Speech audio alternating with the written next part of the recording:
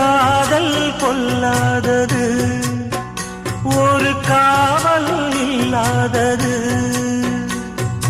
ஊதக்காத்தில் வஞ்சி மாது ஒத்தையிலே வாடும்போது போர்வை போல பொத்தி அணைப்பே.